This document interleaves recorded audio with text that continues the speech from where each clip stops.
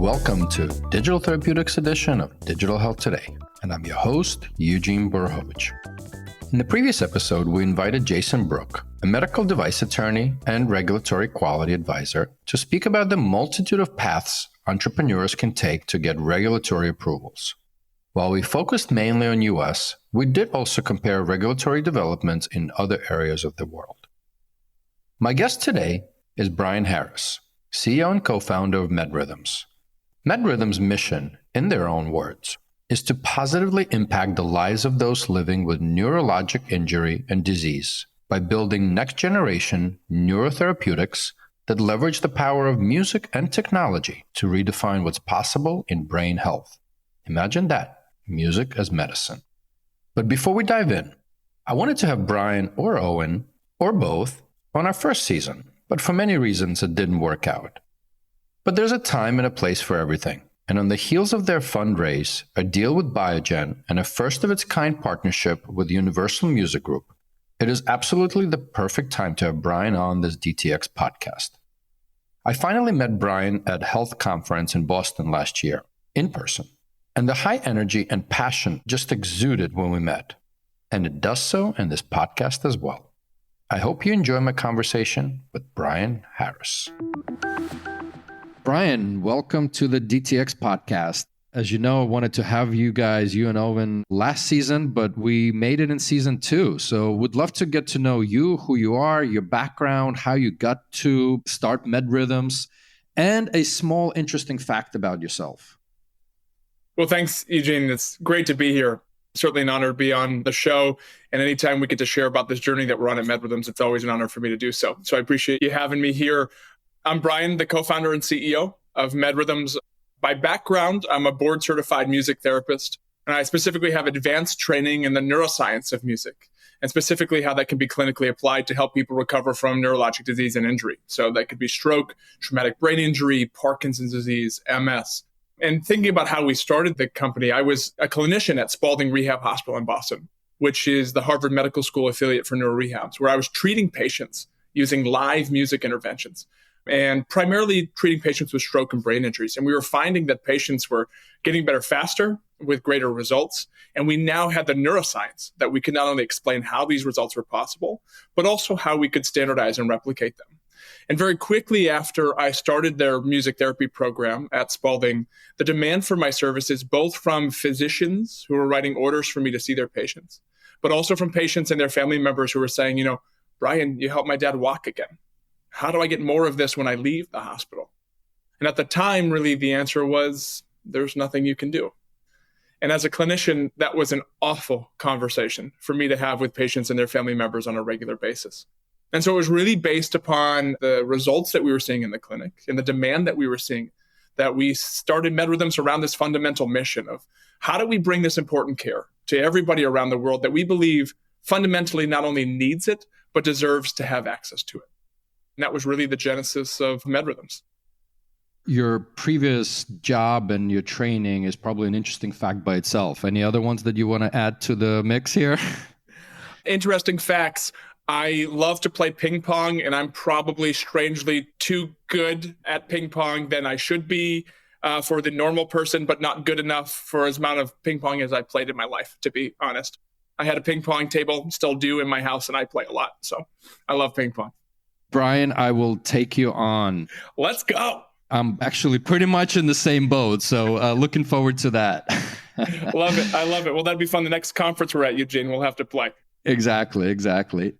So let's start. You guys were definitely one of the early trailblazers, starting it somewhere around 2013, but correct me if I'm wrong.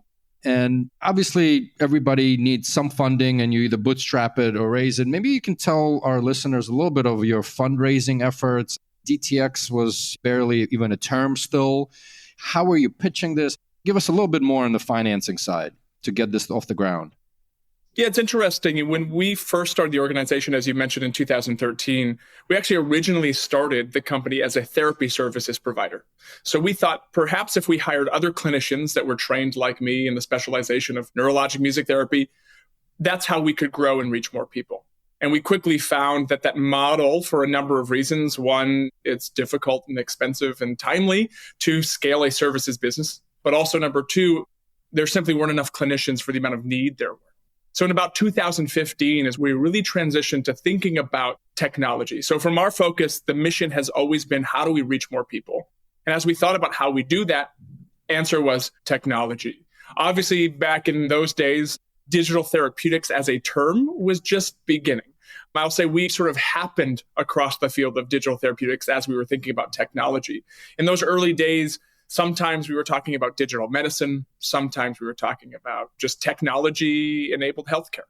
And then as we came across digital therapeutics, that felt like the right fit, because we always felt like the products that we would be building and the platform that we would develop would be evidence-based and regulated and prescribed like a drug, except it would happen to be software.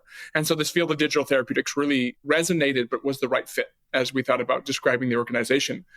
But as you mentioned, in early days, nobody knew what digital therapeutics was. And it's very interesting as we've seen the evolution and raised more capital over the last few years to see how much more awareness has come. Because in early days, sometimes, we talk about tech investors, they didn't really understand what FDA was. You think about med tech investors and they think about software, and there was a lot of challenges there. But now we're starting to really see, I think, an understanding, thanks to some of the early trailblazers, really, of what this means. But those early days were difficult. No, absolutely. We're going to take a quick break and be right back with Brian Harris, CEO and co-founder of MedRhythms. Since we have, let's call it, the masses listening to us, it's not just our own chamber of digital health aficionados. Maybe you can also describe what is the product experience for that patient / end consumer, health consumer. I think it's great to at least try to visualize it over the voice here. Yeah, happy to do that, Eugene. And our products are really focused on using music, specifically rhythm, to improve walking following neurologic disease and injury. So it could be stroke, Parkinson's disease, MS, etc. The product itself has sensors that connect to the shoe that collect clinical grade biomechanics in real time. So we get data about how fast somebody's walking, how long their steps are, the symmetry of their steps, the variability of their steps. That feeds into our algorithm, which is based upon a mobile device, and then we deliver music via headphones. At the core of our product are our clinical thinking algorithms, which we've really designed based upon our clinical expertise in how to use music to engage the motor system in the brain and improve functional outcomes in walking. And we've designed these interventions essentially to think like a clinician and how we would deliver the intervention in the clinic. But the product itself is completely autonomous and designed to be utilized in the home setting without the need of a clinician present. So as we think about that experience, as the patient puts the sensors on, they log into the application on the mobile device, put on their headphones, everything is Bluetooth synced. So there are Bluetooth sensors, Bluetooth headphones. And as you can imagine, it's an auditory input, it's music. So largely the experience with the product is largely auditory in nature. As somebody begins a walking session, and let's just say, for example, it's somebody who's had a stroke and they're doing a 30-minute walking session with this and walking intervention. They walk in silence for a period of time, for about a minute at the beginning of a session. And in that silence, we're collecting all of their baseline data about how they're walking pre-intervention. And then after that minute, we start music, and the music is played at different tempos with different rhythms, but the music that they're listening to is actually likely familiar music. We recently signed a partnership with Universal Music Group, which is the world's largest record label, for access to nearly their entire catalog and to be able to use it the way that we do therapeutically. So the actual experience to our end user is quite simple in that respect, is that they are walking to music and the music is continuously responding to them in real time based upon how they're functioning in that moment. So it's a closed loop system that's constantly mixing the music based upon how they're walking, but they're listening to familiar music. So hopefully, not only is it a simple experience, but perhaps fun and engaging and motivating for them as well. And super complex on the back end. And this actually dives me right into the next question around evidence generation for the product and the fact that you are going PDT route, prescription route. Maybe you can talk a little bit about, and I'll be geeky here, MR002 through 009. Would love to just understand a little bit of the evidence generation and how you're working that. Absolutely. And we think this is a critically important aspect of our platform and the specific products that we will launch off of it. One, because we're treating patients, right? It's important that it's rooted, that it's validated in this way through rigorous clinical trials.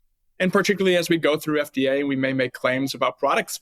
We need to root it and back it up with strong clinical evidence. And the intervention that we do is actually an established intervention called rhythmic auditory stimulation. And rhythmic auditory stimulation itself has been studied in the lab setting for about 3 decades, demonstrating how music and rhythm can be used to improve functional outcomes across disease states. Even a bit earlier than that is some of the fundamental neuroscience that demonstrates that you can use an external rhythmic cue to engage the human motor system. And what's so fascinating about this research is that this is really based upon advancements of neuroscience and neuroimaging technology that have shown us that 97% of the human population, regardless of age, culture, ability, or disability, everybody's brain objectively responds the same to music. And it's also been shown that engaging in music, that actually could be learning to play an instrument or engaging in the interventions that we do as clinicians, aids in the process of neuroplasticity. So actually helping the brain to create new connections or strengthen old connections. That foundation of research was in about the 1970s, showing that you could use rhythm to specifically target the motor system to improve outcomes. And then that was translated into the clinical intervention, rhythmic auditory stimulation, in about the mid-1990s. That's the foundation of research that supports the products that we're building. And then across the board, we've gone through feasibility studies in each of our disease states. We're most advanced at the time with our chronic stroke product. So these are folks that are at least 6 months post-stroke where they still have deficits that persist. That's why it's called chronic stroke. Historically, it's been believed that these patients sort of plateau when you reach the 6-month period. And there's nothing on the market that exists to be able to help these patients improve the way that they walk. And that's where we began. And so we went through a series of both robust algorithm development in early days, where we were teaching the algorithms to make clinical decisions. And then from there through objective feasibility studies with third parties to learn more about the intervention and dosing, et cetera. And then launching a large multi-site randomized control trial in chronic stroke. On our pipeline, we have advanced in feasibility studies with our products in MS, in Parkinson's disease, in acute stroke, and also in functional neurologic disorder. But we fundamentally believe as an organization that that is a critical and crucially important part of our development as an organization, is to make sure that we get the science and the clinical intervention right.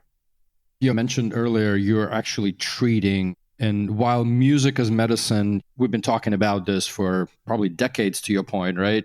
Decades have been studied around it.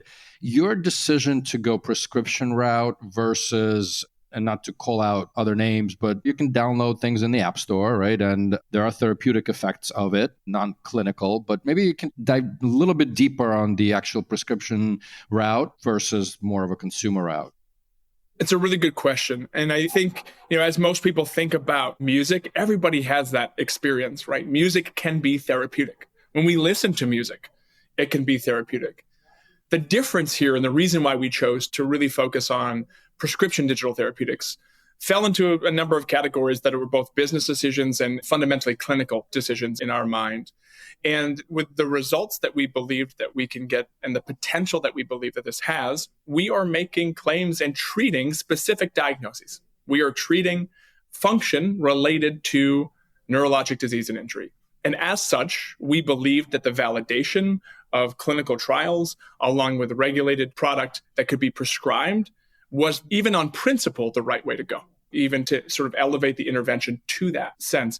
The other thing is, as we think about maximizing value, both for our patients, as we think about third-party payers, and also value of intervention itself, going that route was a way that I think allows us to differentiate away from many of these music and medicine products that could be out there that you can download in the App Store. And I think will prove to be more valuable for us into the future. Well, let's dive right in and not beat around the bush here a little bit. To my knowledge, you guys are the first and probably only digital therapeutics company that struck a super interesting deal with a music label that you alluded to earlier. Maybe you can dive a little bit deeper on how that was born and some of the hypotheses there. Yeah, it's a really exciting time. It's exciting for us to enter into this partnership in collaboration with Universal Music Group. And Universal Music Group is the world's largest record label. They own nearly 50% of the world's music. And by virtue of the partnership with them, as I alluded to earlier, we get access to a significant part of their catalog and the rights to use it the way that we do therapeutically in our platform, providing clinical interventions for the patients that we serve. But in addition to that, we also get access to some of their data and analytics about the music itself, along with some PR and marketing help, and also access to artists for both PR and product purposes, which is really exciting for us to think about holistically. We've always believed at MedRhythms that success doesn't happen in silos, that we really need to think about partnerships and collaboration to make an impact, particularly in a new industry. And if you think about MedRhythms, we are sort of at the intersection of really two different emerging industries, one being digital therapeutics, which we talk a lot about, and the other being this field of music and neuroscience. As we think about that, we think that we're going to need robust and perhaps non-conventional partnerships in order for us to get there. Universal Music Group, as we thought about what type of music do we need, we felt like we needed music that was familiar and engaging such that patients would do it. But also there's research that shows that when you do these interventions with music that people like, there's enhanced outcomes. And from that perspective, it made a lot of sense for us to think about this partnership in this way.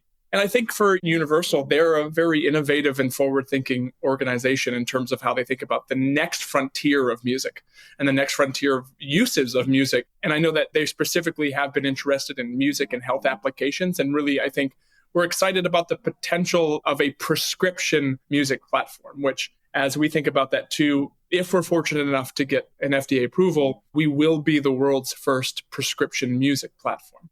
It's exciting. So it makes the partnership, I think, work well. It's super exciting. When I first heard about it, I was kind of, just for our listeners, they can't see my face, but I said, whoa, super size. Congrats on that. As you guys been and continue being in R&D mode, and if I'm parallel a lot of this to how pharmaceutical companies, life sciences companies work, there's an R&D process, clinical trials, we go through a lot of that, and then there's market access. So maybe we switch gears a little bit. I know you guys also struck a deal with Eversana as a market access partner. Tell us a little bit more on A, your thinking around this, B, that go-to-market strategy as you're working through the FDA approvals and other things, please. Yeah, absolutely. So we struck another collaboration with Eversana, and they are a great organization that is really leading in life sciences and medical device commercialization, and doing a commercialization deal with them on our chronic stroke asset. And as we thought about that, as we think about sort of the end-to-end commercialization and what it takes to bring a product to market, as you know, particularly in a prescription way, everything from market access and field force and beginning to end, that's a robust system. And they really bring a significant amount of expertise and experience in that area. And from our perspective, we'll be calling on doctors that are physiatrists, treating patients with chronic strokes, educating physical therapists. And for us, it made a lot of sense for us to partner with them in that effort, given their background and their experience. Well, that sound means it's time for a question from my clinical and commercial partner on this podcast, Chandana Fitzgerald, who is the Chief Medical Officer and General Manager of Health Excel, and as her friends call her, Dr. No Crack. Let's see what question Chandana has for our guest today. Hey, Brian. If you were to dissect your deal with Biogen, what is your business hypothesis on how this partnership will make you both money? Well, thank you, Chandana. I appreciate that question. As we think about the world of MS and patients living with multiple sclerosis, walking deficits are a big problem, and they impact nearly every aspect of somebody's life, their quality of life, impacts on falls, independence, et cetera. And as we think about MS, there's large unmet need in this area. So as we think about the value that we could provide together, Biogen they're pioneers in neuroscience, and they are leaders in the field of MS. And from our perspective, the hope that we have in terms of the potential that the products could have with our expertise in digital therapeutics, and along with our experts in the intervention of music and neuroscience to improve walking here, we think that collaboration sets us up very well to think about a standalone digital therapeutic that really could add a lot of value in an area where there's significant unmet needs, specifically around walking. Yeah, and I'm going to actually hop in here, having spent some time in pharma. And again, pharmaceutical companies, the core asset is still the molecule, large or small. And I always joke around that to a certain extent, digital therapeutic companies and pharmaceutical companies are frenemies trying to figure stuff out together. And at some point, there will be enough revenues on standalone, et cetera. So this is absolutely great to see this partnership coming alive. But I wanted to touch on a little bit, back in 2013, or maybe as you were unraveling some of this, what was your original business hypothesis? Was pharma, as an example, part of that? How did you think about monetizing it? And if you can actually talk about pricing, not specific to the Biogen deal, but how you guys are looking at the pricing going forward into the marketplace. It's a good question. I mean, obviously in the early days, there were lots of questions about monetization and commercial models and how this could work. We've always believed that when we talk about access and getting people access to the care that they need and that they deserve, in order to provide access, that will require third-party reimbursement in some way. So that's fundamental to access, and equity for all in terms of healthcare is getting people access to third-party reimbursement. I think to your question around pharma in early days, I think from our perspective, there was always an interesting synergy, even clinically, to think about why pharma may care about digital therapeutics if you're addressing similar disease states, similar problems. I can tell you that conversations with pharma over the years has changed drastically in terms of how even pharma companies at large understand what digital therapeutics are and the value that they can provide in terms of their therapeutic value, in addition to the fact that they're technology and they can collect data and insights and that types of things. So I think it has taken a bit of time for the digital therapeutics industry to, I will say, evolve or mature to a point where there's much more clear value proposition to what value we can provide to an organization like pharma. I think as we think about our products specifically around being a prescription, the model of this actually looks a lot like a drug in terms of how they are prescribed and hopefully reimbursed by payers, like a drug would be for a period of time that you need the intervention. And then we see, results after that. And so at a high level, obviously I can't talk specifics about pricing, but at a high level, that's how we're thinking about it. And I think that's why a partnership like this could make a lot of sense. As we're talking about going to market, and I think you somewhat alluded to working with Eversana and whose doors you're knocking, some of the challenges around, I think the role of a doctor and prescribing this is absolutely understood. Somewhat of a selfish question. We've been seeing use cases with digital therapeutics because we all, at the end of the day, need a human to lean on. Your role of health coaches, how do you see that evolving?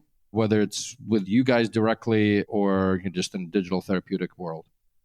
It's a great question. I mean, as we think about even health coaches in general, what's unique particularly about our chronic stroke population is many of our chronic stroke survivors, there's 3 million people living in home in the US today with chronic stroke walking deficits. So deficits in their walking ability that were due to the stroke. At this point in their lives, they historically are not receiving services anymore. They seem to have plateaued in things like physical therapy. They may be seeing a doctor once in a while, but largely have plateaued and not receiving services. So many places that they're going for improvements are actually things like might be a personal trainer or even a health coach and these types of things. And as we think about the chronic stroke population in general, that specifically is an interesting market to think about health coaches being an avenue or an advocate for these types of new products.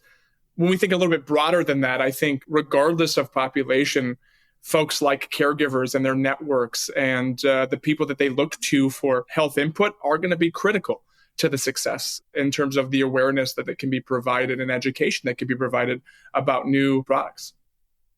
Excellent. Thank you. I'd love to, as we have you here, and there's many entrepreneurs listening in, and as a DTX podcast, we get a number of inbound messages on, I'm just getting started with a DTX. What do we do? So would love for you to maybe give some advice to these entrepreneurs that obviously you guys, kind of the early first wave of trailblazers, paved some of the ways. Any advice for the entrepreneurs out there that are building clinically validated digital therapies? I love the question because I think one of the things that we have to acknowledge in this industry, in this field of healthcare, building products in healthcare, particularly ones that are these prescription digital therapeutics, it's really hard to get all of the pieces right, from the clinical validation, regulatory approval, prescription, the commercial models, building a product that works, but also building a product that patients will use. And I think that acknowledging that at the beginning, that this road is not fast and this road will have many challenges when you're pioneering a new industry. But patients need it. Our patients are waiting for us to bring these products to market because they fill a need that currently exists that nothing else can fill. And so what I will say as we think about pushing this forward is A, don't do it in a silo. Use collaborations, use partnerships, bring everyone with you. Think about non-traditional partnerships. Bring everyone with you because it's going to take people outside of healthcare to change what's happening inside of healthcare. And so make sure that you're bringing the world with you as you bring these things closer to market and be persistent. Because at the end of the day, the patients are counting on us to get it right.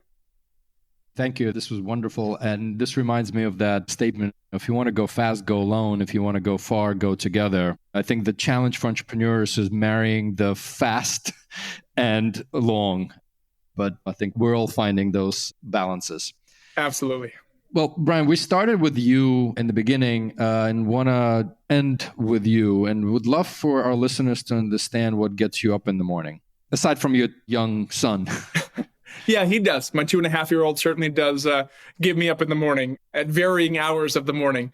But as I think about this, it is solely the patients that we serve. As I said, this has been, as you pointed out, a journey to date over many years to build the products and figure out how we bring them to market. And we're finally in this stretch where we're really focused on commercialization and the first time that we will actually get our products into the hands of the patients that need it. And when I was working in the hospital, I made a decision to stop being a clinician every day, to become an entrepreneur, to fix a problem that I solve.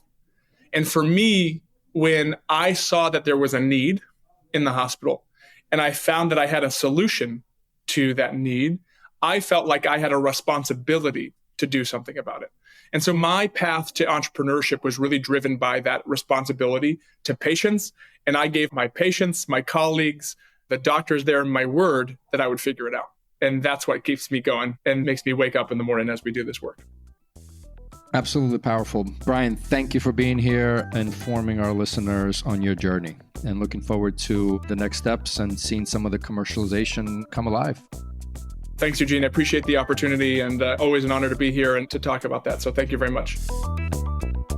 Thanks for tuning into the Digital Therapeutics edition of Digital Health Today, a production of Mission-Based Media. Be sure to subscribe to this podcast on your favorite podcast player so you're automatically notified each time I speak with one of these amazing leaders and trailblazers who are forging the path for digital therapeutics. If you'd like to learn more about Your Coach Health or Health Excel, you can find the links to this and more in the show notes for this episode. I'm Eugene Borowicz, and catch you next time.